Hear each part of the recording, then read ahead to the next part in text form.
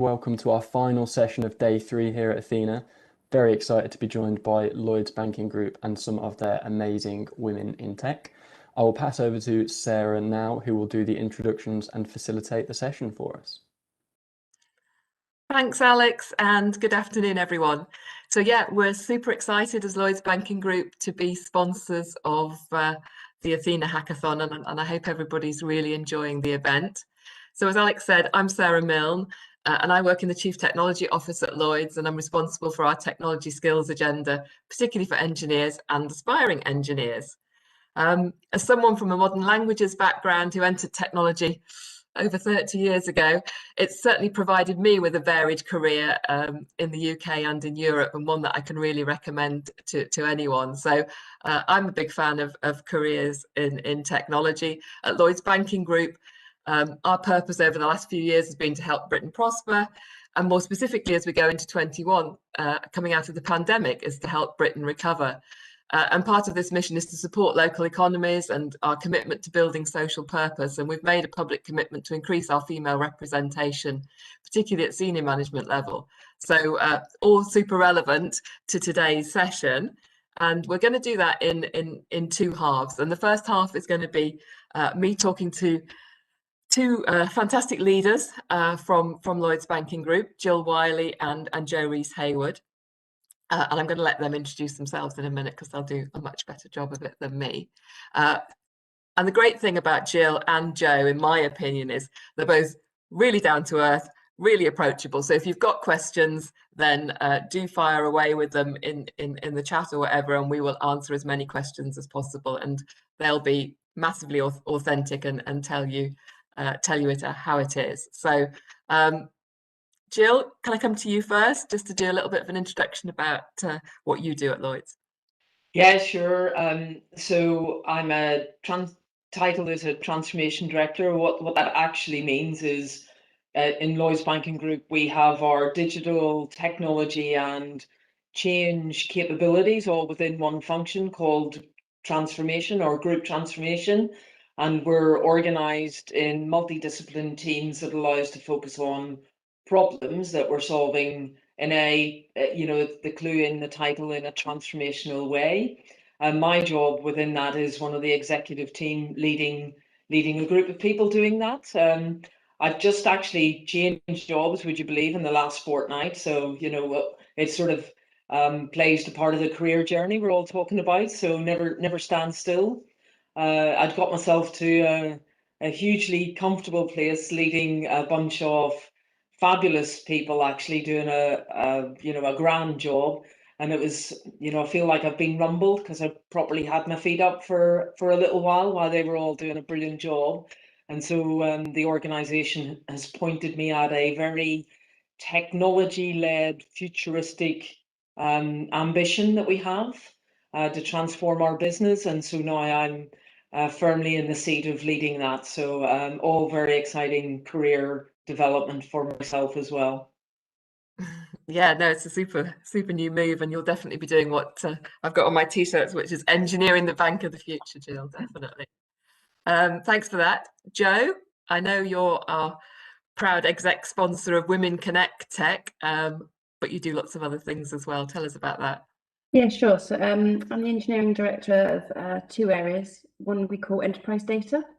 So that's the team that deliver change on the group's kind of major data assets. So things like a customer database, big data solutions, group data warehouses. So they really underpin the group's data needs, which you can imagine for a bank are significant.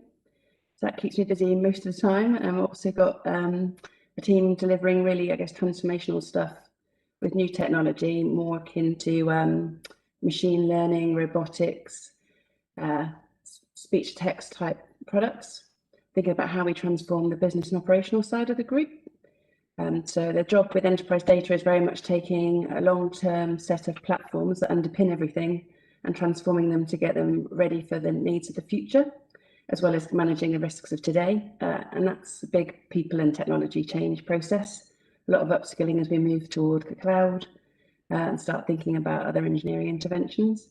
And I think our work with intelligent automation is getting the group fluent on how to use those assets and transform their business. So yeah, pretty busy. I imagine that keeps you very busy, and it's all really exciting stuff, and it's great to great to see a woman leading that. Absolutely fantastic. So we're going to just go a little bit back in time, and Jill, how did you start out, and the journey you took to what you're doing today? Well, very quickly, because it is back in time, Sarah, for myself. But so when I was like a kid at school, I was really into maths, mathematics. I loved counting and all that stuff. And, the proud owner of the Maths Cup at age 11, which I've never let go of, carried it with me all through my life. And so I ended up, when I chose to go to university, I'm from Northern Ireland, if you can hear, and I went to Queen's University of Belfast, which I'm very proud of the sort of education system in my homeland.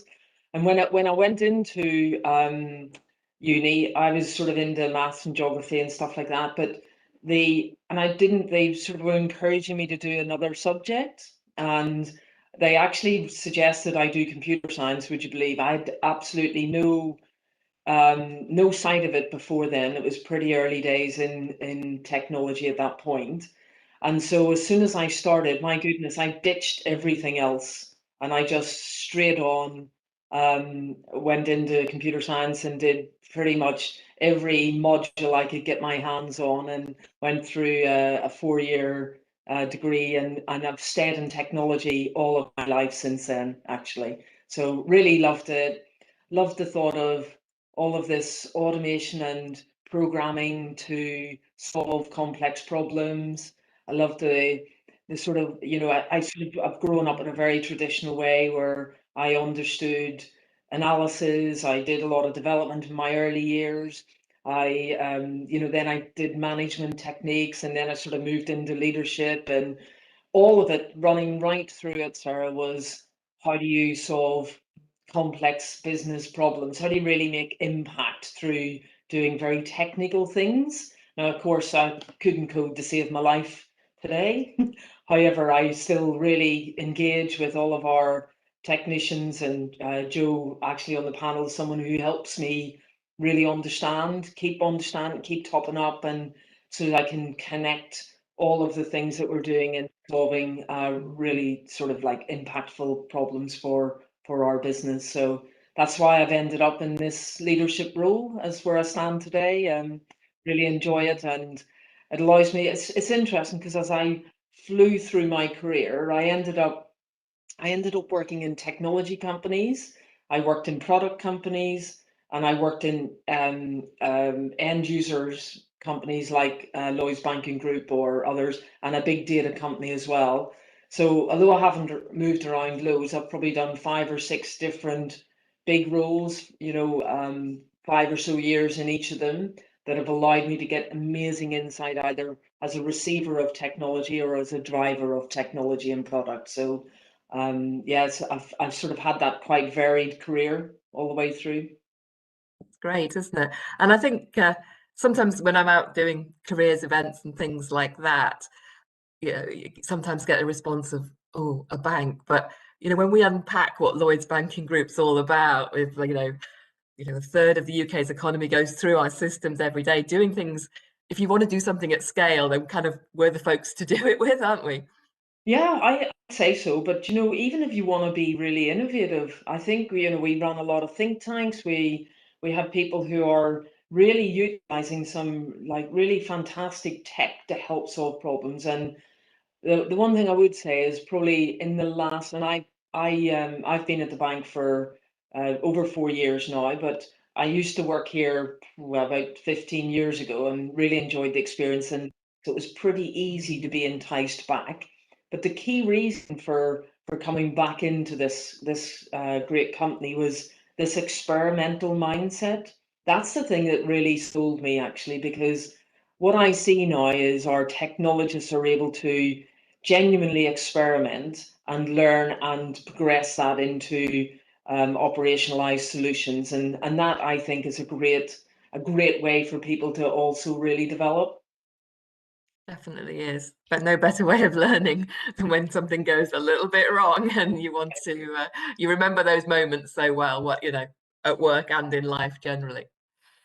Thanks, Jill. Joe, How was your journey into where you've got to today? Less linear for those of you that didn't start out doing computer science. So I left university because I was doing a degree I didn't really enjoy. So I failed fast. Thought I'd go and work, but I thought about what to do. And I stumbled into banking whilst temping. And so that's how I got into banking. It wasn't something I thought about as a kid. And then I just enjoyed working, really. So I did work that I enjoyed. I was working on like branch incentives in a strategy office, and I got an opportunity to go and work in a data team, leading the operationalizing of the systems to deploy the insight. I think that's where I fell in love with IT. So I was kind of working the business side of IT and enjoying all the business aspects. And I thought I would go enjoy IBM and try my hand at that, and had a really enjoyable time there. From there, I went back to the bank into the IT team, actually working for Jill. So it's a small world. And then I really led on analysis across quite a few domains because I'm restlessly curious. And then from there I went to KPMG, did some time in consulting, learnt some new skills, and kind of got into a love really at that point for code and infrastructure, where I've kind of stayed since. A broad career through the life cycle, but I've enjoyed all of it. I think that's the key, isn't it? You know, sometimes we get too hung up on what's the plan, but the thing with technology roles, there's so much choice. Do what you enjoy. Yeah, and I think the key was for me was keeping motivated by enjoying the work and satisfying my curiosities about how things work. Like Jill said, how do you do those sorts of complex transformations? How do you solve those problems? And I think that's what kept it enjoyable the whole way through for me. Great. So we're going to talk a little bit about inclusivity and things like that. So Jill, I know you're passionate about building an inclusive environment where everybody can bring their best self to work. So, and you support our women's network. Can you just tell our audience today a little bit more about that? Yeah, sure. Well, you can guess by the sort of age of me that when I first started in tech, it was very, very dominated by some of our lads, our male-dominated environment, as people would refer to it. Although it was like the most enjoyable environment, honestly. I never really recognized it when I was in it because I was enjoying the work so much. But as I sort of moved more into management and leadership roles, I started to get exposed to and understand the different thinking around things. So it started to become really important to me in those days to create environments where you could really be yourself, express your opinions, not get suppressed, not get taken over, and really, so what are the conditions around those environments that allow people to really be brilliant? Because I felt it myself that when someone was trying to put me down and intimidate me, and I did have some of that in my early days, that could never really feel comfortable expressing myself. And you have to really sort of feel confident about your value as well. So all of these things led me to a place that said, as a leader of people, I will always endeavour to create an environment where people can feel really comfortable and absolutely play to their strengths. And so then I started really getting some help in researching, well, what are those conditions? And it sort of led me down, it's nearly like I've done this PhD on the side of life, but it's led me down really understanding neuroscience, how people are behaving, how do we experiment with that, how do you really help people in a team get really highly motivated so that they can play their best. So I do an awful lot around that, Sarah, and actually at the end of the day, although we're all in tech here, to really affect grand transformations or even little transformations, it is 90% people and 10% tech. And when we wake up and realize that, then wow, creating that environment becomes the single biggest important thing we can do. And so I sponsor networks. I'm happy to talk to anyone about my lessons in life and my learnings to help. Sometimes we learn through others, sometimes we learn through our own experiences, and really trying to make sure leadership teams around me are very diverse in nature, both their thinking styles and gender balance. I find is the very first step to creating an environment where people are much more receptive to listening and learning, and I mean balance, both boys and girls. It's not just girls who listen, it's everyone actually, if you get that environment together. So I could not be a bigger fan of it. And it's definitely paying off, because you've got a great reputation for that as well, and that's, you know, that's what we want to see. So that's fantastic. Joe, I know you are our sponsor for Women in Connect Tech. Do you want to just tell us a little bit about that and your experience in this? What can at times be an environment full of guys?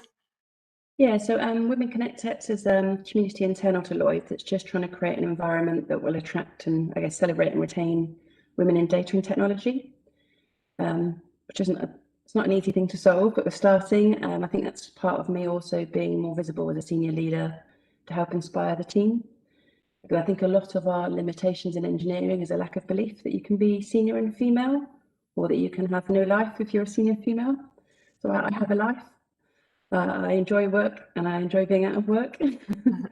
So I'm trying to inspire people that you can have both, rather than have to think you have to have some kind of loss to be a senior leader. And it's also helping me see the range of problems that we have as a group to solve. I guess in terms of being a female in engineering, I think the key is not to notice. I think I genuinely didn't notice I was the only female for quite some time, and I think that gave me a privilege that I didn't let it bother me. Because it didn't feel unnatural or unusual. I think the key though is not having to ignore it. So certainly we try and talk about it now. So I'm always pleased to see women in meetings, and certainly in my leadership team now, we're trying to get 50-50 around the table, and it's just a lot more balanced, to Jill's point about the dialogue and the way we think about problems. I definitely think as females we can limit ourselves. So I think Jill's been great for me as a mentor over time to stop limiting in the way that I think about my career. I think that's a definite habit that I see in my mentees, as I don't think I can do that, as I hear often, or I could never do that. So I think creating a sense of belief, and that's part role modeling, but also like cheering one another on as peers, so that people feel uplifted and buoyant about being able to do things. Because I think that's most of the hurdle. It's not generally competence. I don't think that's holding people back. No, I agree. And I think, in the mentee relationships I have, I think it's just by having really honest dialogues about, well, me as a person and my life with 2 teenage kids, and that I'm normal. And, I think that builds a bit of confidence as well. Some say, oh, actually, I thought I would have to sacrifice this or sacrifice that and give up this if I want to progress. And it's trying to bust those myths and say you can, as you say, have a life in work and a life out of work, and you can move forward on both fronts. It's not massive sacrifices. So, And no, Sarah, could I just build on sure. what you were saying there, because I think it's such an important point, really. And one of and it's nearly back to the conditions that we create in the environment that we work in, because if we role model by being on 24/7 and answering, writing emails at midnight and all that crazy stuff that seems to go on in life, if we subscribe to that, then actually all we're doing is perpetuating the problem. So I think you have to take really strong views on this and live it. And I know sort of Joe mentioned that Joe and I've got a really strong working relationship, but I mean, it's very difficult to get hold of me in the evening because I'm living my life as well. And so I'm not sitting there waiting for the next email to show people I can be awesome and write something at 9 at night. It like literally doesn't happen. So the boundaries, you have to set the boundaries of a good working way. And we also, this is back into my sort of passion for neuroscience as well, which is like our brain itself only operates amazingly for 2 hours a day. Like, how many people know that? So that means that, when you're creating new neural pathways and working really complex things, you've got 2 great hours in your brain. And the rest of it, frankly, is the brain just going into its filing cabinet and getting the answer and spitting it out. So, and the more you work, like if you think you're working 12 brilliant hours, you're not. You're working 2 brilliant hours, and then you're getting really exhausted on the rest of it. So healthy sort of 8-hour days, that's optimal. 2 of them absolutely awesome on new problems, 6 of them doing work that's repeatable because you can, and then go and relax and get your food and do your exercise and meet friends and chat to your partners and do all and look after the kids. I mean, my kids are like, you know, it's infamous really for the amount of chicken nuggets they can eat during the working day. When I have to dip off a meeting to get the chicken nuggets out of the oven, it's like crazy stuff. But you know, the whole point is you've got to really role model those changes of the environment, because actually you're fooling yourself if you think you're working 10 or 12 or 14 productive hours a day, because it's just physically not really possible. No. And you've got to build that flow time into your day as well. I mean, I'm definitely a morning person, so if I tried to save my good 2 hours to the end of the day, it wouldn't be very good 2 hours. So know yourself. Yeah. So we're going to talk to some of the other folks now, but just before we switch over, career tip. If you had one piece of advice for the audience today each, Jill, what would yours be? Enjoy your work. If you're not enjoying it, change it. Yeah. I was going to say similar. Yeah, do what you love. I think if you do what you love, you know, your career will follow you. Yeah. No, I totally buy into those. I think I've probably got to the age now where I couldn't do something I loved anymore anyway, but you know, I think it's really key at every age. So fab, thank you. I think we're going to talk to some other fabulous ladies now, and I think, you know, the 4 ladies we're going to talk to now have got different routes into technology, so I think it's really important that we shine a light on the different ways you can get into technology in any, you know, generally, but also within Lloyds Banking Group. And we will be holding another sort of session on Saturday between 10 and 1 with our careers folks on the Discord and the chat around, you know, any support anybody wants about careers in Lloyds. But these ladies all got different journeys. So I'm going to start with Emmanuelle. Okay. So Emmanuelle, you started on our graduate management trainee program a couple of years ago now. Can you tell us a bit about your journey on this program, and then how that shaped you towards software engineering? So I think, first of all, my journey in this program almost entirely shaped my career as a software engineer, because in university I studied mechanical engineering, which is technical, but it's not in any way related, though I did have like a small elective subject in programming where I knew a little bit about what it is and some basics. But when I joined the program, my first role was a product owner. So I did work closely with a lot of engineers, and I could see I like that.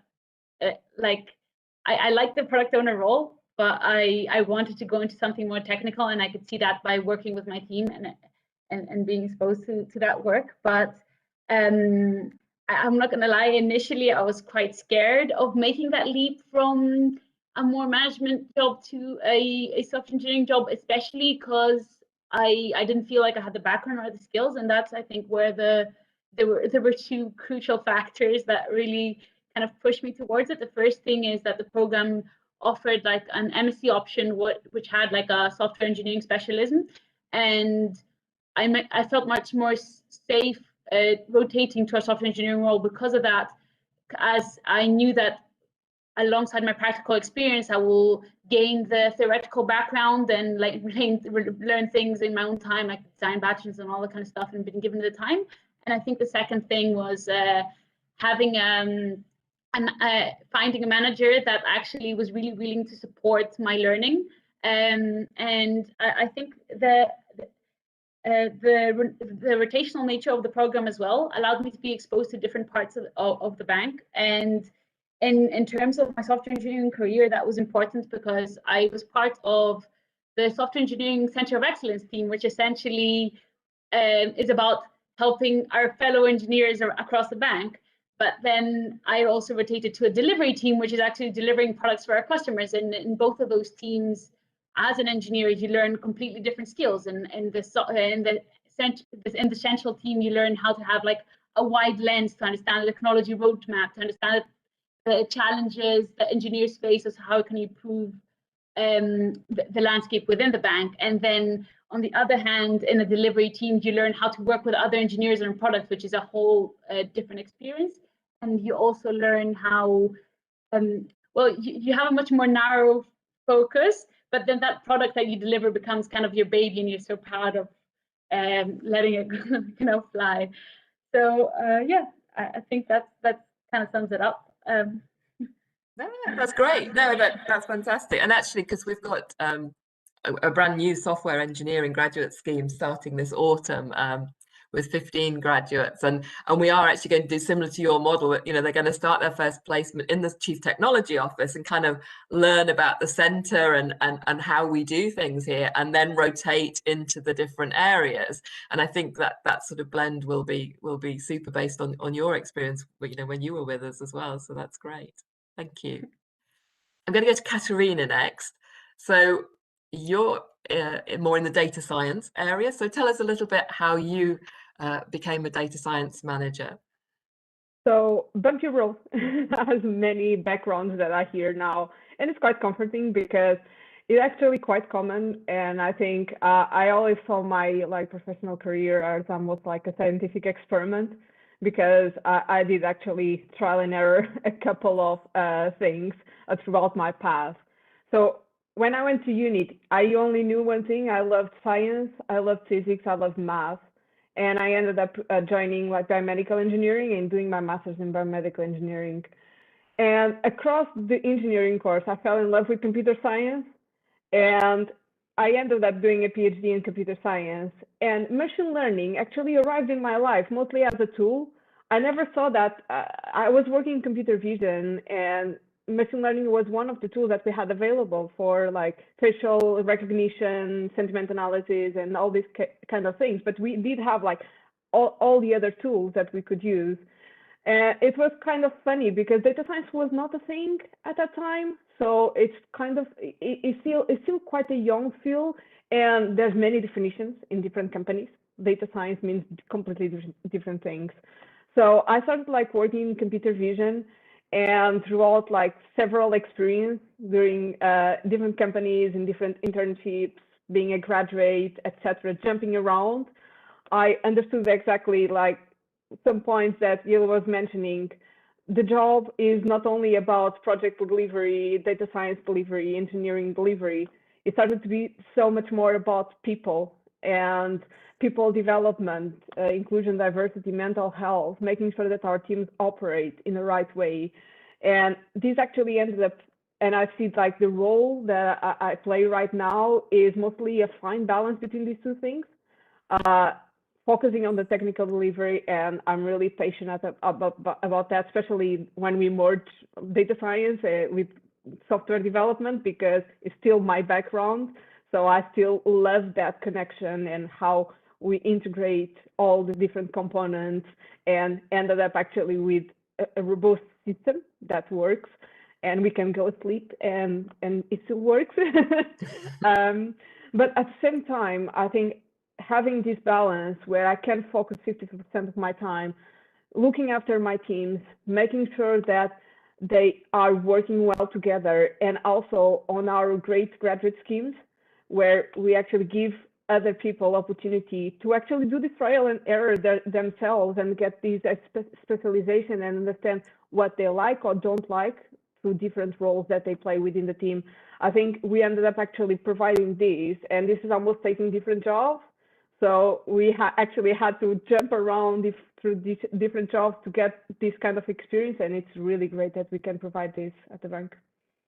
Yeah, no, that's great. I think it's that trial and error, isn't it? We've talked about it a lot, and it's kind of a theme emerging as well about coming into computer science a bit later. And I worry a little bit about how it's taught in schools as well right now, because I think sometimes, it doesn't quite engage at that level, but it's great that then when you discover it later on. So thank you for that.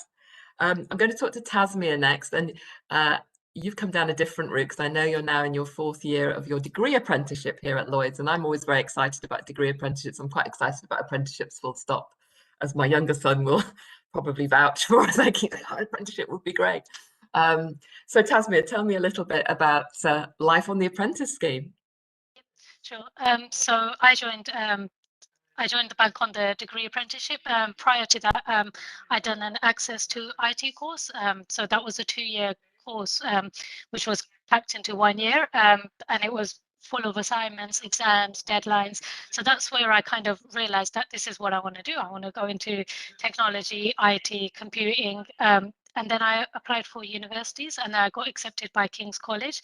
At the same time, I heard about apprenticeships, and I started applying for apprenticeships, and I got accepted for the Lloyds apprenticeship, and Bank of America, and a few other ones. But Lloyds just stood out to me because when I spoke to the team, I spoke to the apprenticeship team, they were just so helpful and friendly, and it just sounded too good to be true, the whole apprenticeship as well. Like, even though I had the offer of going to university, but working, getting that real experience, the real life experience, it was just, it couldn't be compared with just the traditional route of going down the uni route. Since I've joined the bank, I've moved around a lot as well. So I joined in the mobile payments team, and I was learning all like coding on the mobile banking app. Then I moved into, I enjoyed that a lot, and it was just so nice that I could see that this code is making change into the live change, and finding out bugs as well, which were in the live app. So it was always fun to find them, and then also fix them. So then I moved into document services, which was coding for the back end. So the letters that would be delivered to customers, then I was coding for that. And I've recently moved into a role which I'm really enjoying. So it's intelligent automation. And I'm also doing similar coding for front end website user interfaces. And throughout my journey, like so far, Jo has been amazing. Like, she's my mentor and my friend, I would say. So I've just and then I've also got Paola as well. They've all just been so supportive. All along this time, I was pregnant and I had a baby last year as well. So it's just been crazy. I didn't think I could do it. I was just like, no, I think I need to take a year out. I would talk to Jo. My university is based in Manchester, so traveling from London to Manchester was a thing that I was really worried about. I've always been anxious, and Jo has just always been so supportive to me, and she's always there. Like, it's not just a work thing. That's why I call her a friend, a really good friend. It's just, out of work as well, we're just discussing things. She came to see me and my baby as well. It's such a lovely relationship that I have with all the people. It's not only Jo, it's just quite a lot of women that are helping, and we're always just kind of like pushing each other as well. Like, you can do this. She's always given me that, you can do it. Why do you feel like you can't do it? And recently I've been promoted with that, the can-do attitude as well, that Jo has kind of embedded into my mind now. So it's always, like, it's always nice to have people supporting you left, right, and centre, and it just pushes you to always perform your best, and you never know that what you can actually achieve as well. So it's always been, I'm really grateful. Well, it sounds fantastic. It really does. And I love that mix of learning and then the hands-on, and you've had lots of hands-on experience, and that's what computer science and technology is all around, is about getting hands-on. So sounds like it was the perfect outcome for you, and just good news story generally, that we as women within Lloyds Banking Group, within technology, are supporting each other, because that's the strength, where where we can be advocates for each other. So that's a lovely story. Thank you, Tasmia. Finally, I'm going to come to Lorena, and perhaps contrary to what I said earlier around that late move to computer science, or a swerve into computer science, you got into computer science at a very young age, I think. Yeah, I've heard all of these inspiring stories, and now we come to my story, where I'm the bulk standard computer scientist. I've started very young, so I was always really passionate about maths in school. And then I come from Romania, and in Romania you have actually secondary schools and high schools who do computer science. It's a thing. And when I finished my secondary school, I was like, oh, I really want to see what computer science is all about, because I had no idea. And then I went to this National College of Computer Science, and I started doing like 7 classes of computer science a week. And I was doing data structures and algorithms in C++. And I was like, whoa, what is this world? So I got into competitive programming in high school, and then I decided to pursue that, even though my parents had a bit of an influence because I do like design as well, but they were like, computer science is just a great field to be in, and I can't agree with them more now. I'm happy they pushed me into this direction as well. And I pursued computer science further on at the University of Edinburgh. I tried to choose a good university, so I loved my time in Scotland, and I got to do a lot of theoretical computer science and a lot of maths there as well.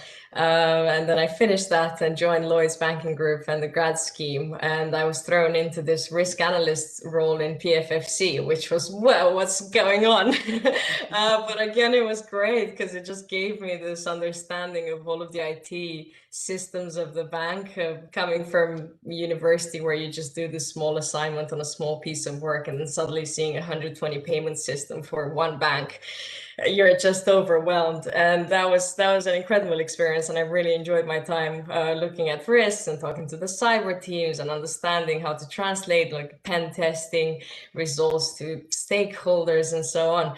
And then I was like, okay, well, this was great, but I do still want to do computer science and software engineering. So then I moved into this front engineering role in financial planning and retirement. And I developed the pod consolidation journey of the bank, where you are allowed to transfer all of your pension along the years of your life into this one pot with Lloyds. And that was great. That was the first time I was actually working on a big web application with like lots of people doing agile delivery and all that sort of stuff, and it was just incredible. I loved it. And then I was like, okay, I shouldn't just stay and do front end, because I was doing front end then. I should try and do some back end as well. So I joined this other team up in Edinburgh. I was in London before, and I started doing, well, still in pensions and insurance basically, and I was working on some GC pensions, home insurance, workplace pensions, and all that. And instead of just sticking to that front end side of things, my colleagues started throwing back end at me because I really wanted to do more back end. So they were really happy for me to just pick up whatever I wanted and like keep being flexible. I did some QA as well, and just the whole like software engineering development life cycle. I was very involved in it. And after the grad scheme was over, I moved into strong customer authentication in major core program. Jill is probably aware of that because we've been trying to get onto Google Cloud for a while now. I went from hands-on development to now being an engineering lead, which I never thought I would be doing at 25, because I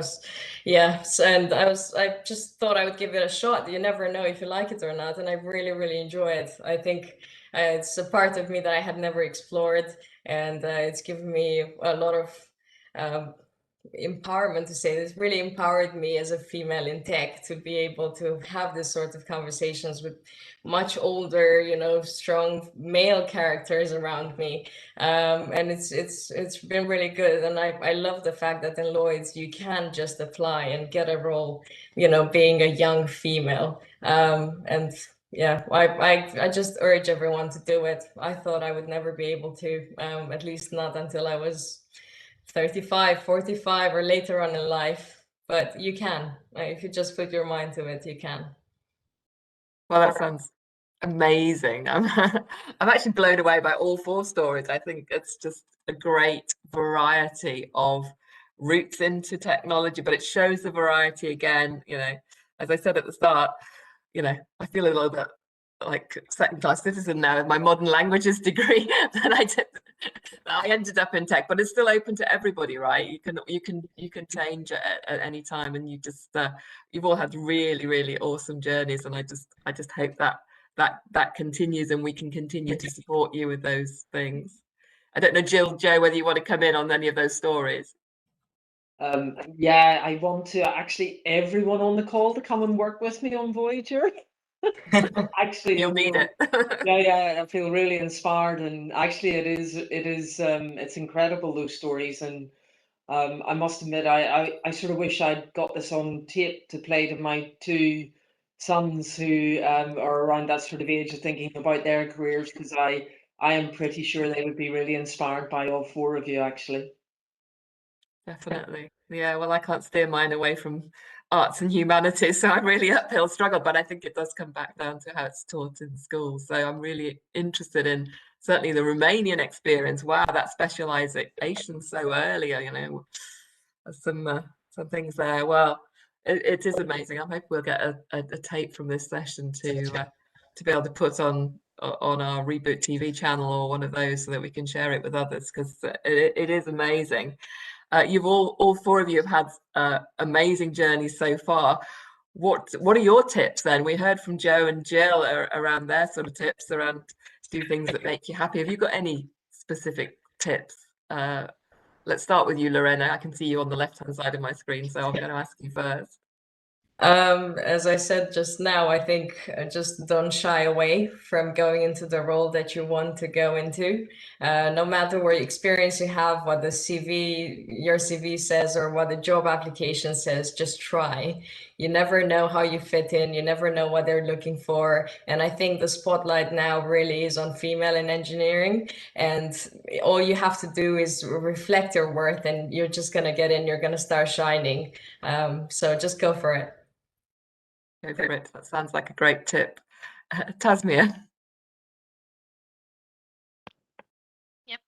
So my would be just believe in yourself, and don't underestimate yourself, and just be positive. Surround yourself with positive people as well, so you have like a nice experience. And yeah, so yeah, that would be mine. Yeah, I think this, our Women Connect Tech network is exactly that sort of supportive network that you can meet someone and, kind of get that confidence builder and get that support network that gives you the boost to go and do that. So yeah, we're going to put more of that in place to help everyone feel, let's banish that imposter syndrome once and for all, and just chuck it in the bin, and, yes, I can do that approach would be awesome. Katarina, what's your tip? I think follows a little bit on this. I would say just work hard. I think work hard always beats talent. If you want something, chase it, work really hard, you can do it. If you are unsure on your path, on some decision, I think you'd be surprised by how approachable this panel would be if you ask for help. I think as someone, I was the first person in my family to getting a degree in university. As an example, I had not a big role models, and I just approached random women that I saw as role models and asked for help, for advice, and then made my own informed decisions. So if you are unsure, ask for help, ask for advice. I think everyone would like to help making those specific decisions. You'd be surprised of how much everyone is engaged, and just work hard. I think if you enjoy your work and work hard enough, you'll get it. Yeah, no, that's true. And I think we are all really willing to help. I mean, only yesterday, I got kind of caught up in a Yammer chat with a guy in handling customer complaints, I think in mortgages somewhere. And I just said to him, he was learning software engineering in his spare time, and I said, did he want to chat? And I picked up the phone and rang him, and we just chatted, and he said, oh, I can't believe you've taken the time to speak to me about it. I said, look, if you're a bank colleague, you share our values and behaviors, you know our products and services, we've got to try. It's our responsibility in the bank to help you. Then you've got the drive and you want to work hard, we should be able to open those pathways. And okay, that was the guy in this situation, but do it for anybody. It's I really feel that we've got so much talent within the group that if they want to move into a technology career, we should really open the doors for that. So I think that really echoes what you said. And Emmanuelle, what's your tip? I mean, I can't decide. I'll just say three if that's okay. So I think the first one is being proactive in your learning. Yeah, other people will support you, but at the same time, of course, if you're passionate about something, you'll do that for yourself anyway. But I think it also helps you keep you very motivated. And the second one, and I think this is the most important one, is like, don't be afraid to ask questions. And I know that sounds generic, but it's so true. Sometimes, like, you think, oh, because I'm new or something, like, I'm gonna ask a stupid question and everybody's gonna laugh at me. But the truth is, a lot of the times you ask a question and then people are like, oh, we hadn't thought of that. And it's happened to me a lot. Or like people being like, oh, it's good that you're actually asking questions and things like that. So you never bother anyone. People mostly learn from it, and people even learn from explaining things to you. So it's like, I think that's like a major thing. And I think the third thing is the culture of the place that you work with is very essential, because, like, for example, for me here in Lloyds, it's been a very supportive environment to me for me to learn new things. Like within like 2.5 years, I've done both back end development, front end development, like a little bit of everything, and learned so much. And I think it wouldn't have been possible without like people around me being very supportive of me, both making mistakes, but also like giving me the time to, review my code or teach me something new. So I think that's about it. That's great. They're lovely things. No, there's nothing wrong with asking questions. Definitely nothing wrong with asking questions. And with a cheesy link then to questions we've had on the chat, which we haven't had that many. So I don't know whether Alex can tell us whether there's any questions waiting. I was going to say, I'll just hop back in quickly. Joe very kindly answered the VR question in the chat, so I fed that back. But there was kind of another one recently around what the recruitment process is for entry level and whether or not there is an upper age limit. It's going to test my knowledge here. I don't believe in our apprenticeships, we definitely don't have an upper age limit, and we have some apprentices that of all ages. And I've managed to forget the facts that we had around the eldest, but we've definitely got a wide age range on our apprenticeships. And I think with the graduates, I'm not 100% sure, but we don't limit it to to just having left university. Yeah, not from my experience. I know grads who vary quite a lot in age, so yes. It doesn't seem like there's an upper limit there either. But we were, as I did say before, and it's worth mentioning it, we've got we can put the link for our career site at LBG, and we will be hosting a drop-in session on Discord and MS Teams on Saturday between 10 and 1. So that's a really good opportunity to drop back around into the session, and we'll have people from all that represent the emerging talent schemes, our apprenticeships, graduates, internships. We've been a little bit limited over the last 12-13 months in terms of internships. We have done some industrial placements, so that there are lots of different ways into experiencing life at Lloyds. So 10 to 1 on Saturday, if anybody wants to drop on that session. Amazing. Thank you very much. And I've just popped those links in the chat on YouTube as well, so people can access them. As you say, we'll put them on Discord, and hopefully everyone on here will be at the hack at the weekend, and will also be at the session on Saturday morning.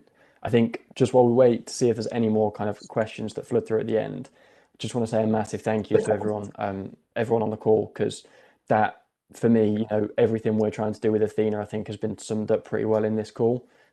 We're looking to kind of inspire a generation if we can, and from the different backgrounds to different experiences to tips, like, I think this is summarized what we're all about perfectly. So I appreciate the time, and I appreciate the sentiment of it all. It's been amazing. So yeah, thank you all very much.